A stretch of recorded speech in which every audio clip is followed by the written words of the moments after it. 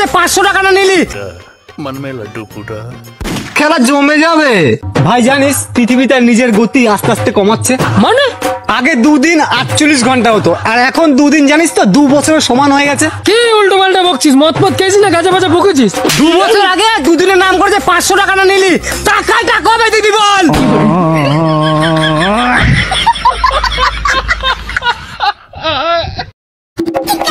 দাদা তোর জন্য দুটো খবর আছে, একটা ভালো খবর একটা খারাপ খবর। কোনটা আগে শুনবি বল? ঠিক আছে, আগে ভালো খবরটাই বল। বাবা বলেছে এবার তুই ফেল করলে তোর বিয়ে দিয়ে দেবে। बेटा मन में लड्डू फूटा। আর খারাপ খবরটা? তুই পাস করে গেছিস। अबे साले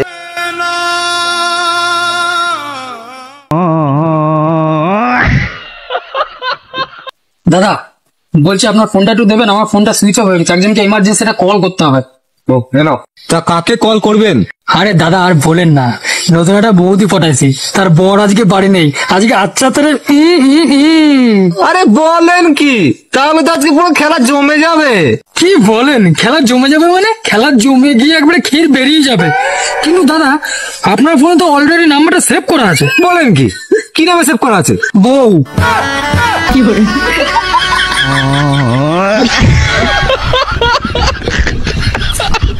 টিন ভাঙা লোহা ভাঙা বিক্রি করে সেই পয়সা দিয়ে কিছু অন্তত কেনা যায়, কিন্তু আমার তো মন ভেঙেছে। এই মন ভাঙা দিয়ে আমি কি কিনবো সেটাই ভাবছি। কথায় আছে না, কপালের নাম গোপাল।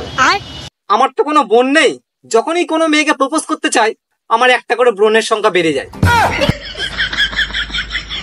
কি করা যায় বলতো? স্বপ্ন পূরণ করতে হলে জীবনে একটা জিনিস যথেষ্ট, যতক্ষণ না স্বপ্ন শেষ হচ্ছে ততক্ষণ ঘুমিয়ে থাকো। अबे साले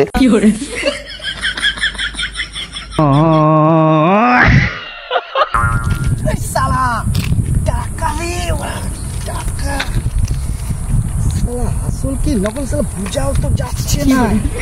হ্যাঁ কিছু তো বুঝতে পারছি না, আশেপাশে লোক নেই।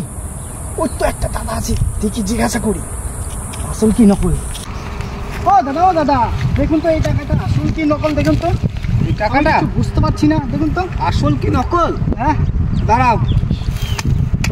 আরে দাদা ওরকম করে ঘুষি মারছেন কেন? আরে দাদা বুঝতে পারছো না ঘুষি কেন মারছি? না আরে এটা যদি আসল টাকা হতো তাহলে ঘুষি মারার পরে গান্ধীর চশমাটা ভেঙে যেত। তা এ তো দাদা দেখছি আসল টাকা না, এটা নকল টাকা। তা হ্যাঁ ও বাবা, আমি ভাবলাম তাহলে টাকা আসল টাকা।